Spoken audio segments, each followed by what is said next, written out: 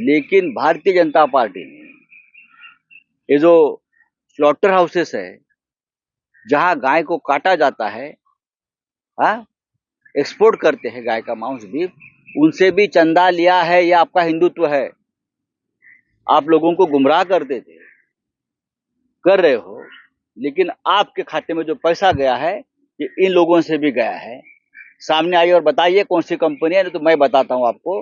दूसरी बात, लिकर घोटाला, इसकी वजह से बहुत से लोग जेल में चले गए, तुरुंगात गेलेले आहेत।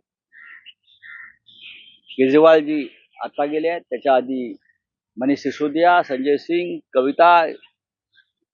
भारतीय जनता पक्षाचे निवडणूक रोखे चेक करा। याच घोटाळ्यातल्या प्रमुख ठेकेदारांनी भारतीय जनता पक्षाला निधी दिलाय की नाही, या लिकर घोटाळ्यातल्या, मद्य घोटाळ्यातल्या, ते समोरून त्यांनी सांगावं। मग प्रोसीड ऑफ क्राईमचा मनी पीएमएलए ऍक्ट नुसार जर तुमच्या खात्यात गेला असेल तर सगळ्यात आधी मनी लॉन्ड्रिंगचा खटला तुमच्या भारतीय जनता पार्टीच्या अध्यक्षांवर व्हायला पाहिजे पुन्हा, आणि मग इतरांवर व्हायला पाहिजे।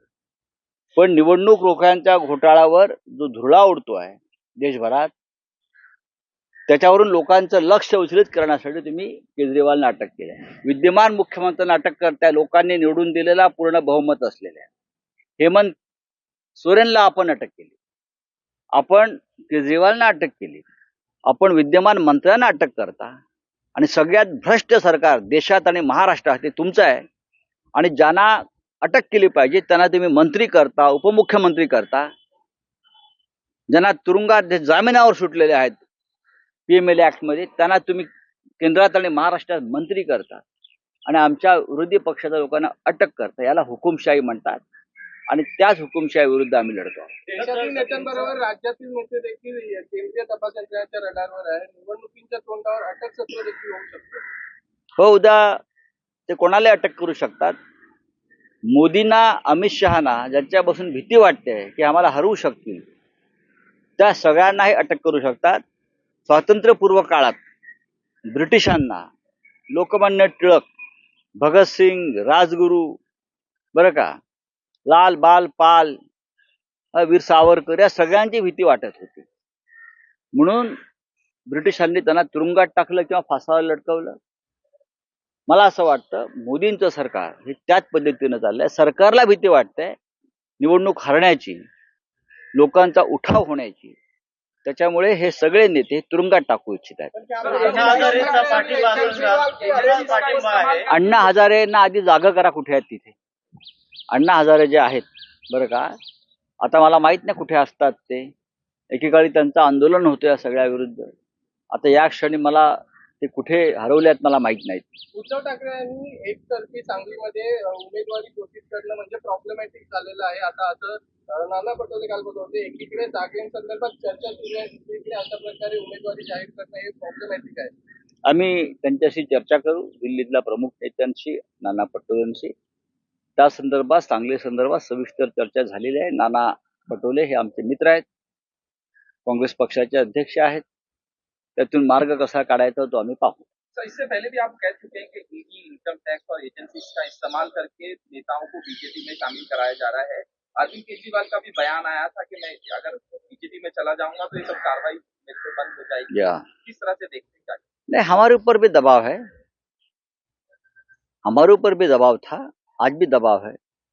केजरीवाल जी के ऊपर दबाव था, आज भी दबाव है। हेमंत सोरेन जी के ऊपर दबाव था, आज भी उनके परिवार पर दबाव है। अगर आपको बचना है तो हमारे पार्टी में आ जाइए। यही कानून है क्या? इस देश में कानून का राज नहीं है, वॉशिंग मशीन का राज चल रहा है। अगर आपको जेल से बचना है तो हमारे पार्टी में आ जाइए। ये कौन सा कानून है, ये कौन सा संविधान है? हम झुकेंगे नहीं। औरंगजेबाची वृत्ती असणारा औरंगजेब कोणाचे शिंदे म्हणतायत, आता हिंदुत्वाचा विडा आपणच उचललो असं कालपासून। काय असतो विडा? कुठल्या पानाच्या गादीवरती विडा मिळतो त्यांना विचारा हिंदुत्वाचा। हिंदुत्वाचा विडा उचललाय, बरं का। या महाराष्ट्रामध्ये अफजल खानाने सुद्धा विडा उचलला होता महाराष्ट्रावर स्वारी करून महाराष्ट्र खतम करण्याचा। त्या विड्याचा काही भाग बहुतेक शिंद्यांकडे असेल, आणि त्यांचा विडा कोणत्या पानाच्या गादीवर मिळतो दिल्लीतल्या किंवा गुजरात मधल्या, ते जरा त्यांना विचारून घ्या।